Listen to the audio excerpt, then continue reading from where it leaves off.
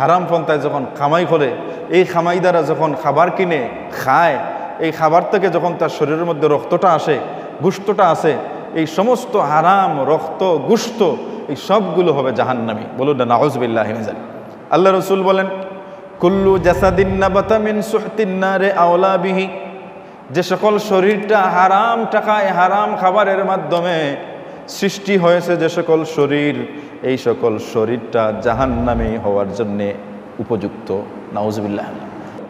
জান্নাতের মধ্যে হারাম কোনো জিনিস প্রবেশ করবে না। এমনকি বডির মধ্যে যদি হারাম রক্ত নিয়ে যায়, এই হারাম রক্তওয়ালা বডি, হারাম গোশতওয়ালা বডি জান্নাতে যাবে না, জান্নাত নিষেধ করবে। তখন আল্লাহ এই বডিটাকে দিবেন জাহান্নামে। জাহান্নাম তার বডির মধ্যে যা হারাম রক্ত গোশত চর্বি যা আছে সবগুলোকে জ্বালাইয়া যখন একেবারে খাঁটিটা জান্নাতের উপযুক্তটা রাখবে, তখন এই বডিটা হয়তো রাসূলুল্লাহর সুপারিশে, না হয় নেককার কোনো মানুষের সুপারিশে, অথবা আল্লাহর দয়ায় এই মানুষটা জান্নাতি হবে। সুবহানাল্লাহ।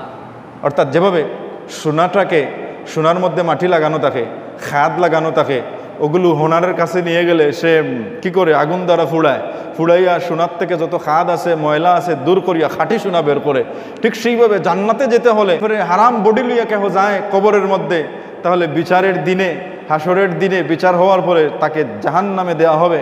জাহান্নাম তার বডির মধ্যে সমস্ত হারাম জিনিসগুলোকে জ্বালাইয়া যখন একেবারে খাঁটি বানাইবে, তখন এই খাঁটি ইমানদারের বডিটা জান্নাতে যাবে। সুবহানাল্লাহ।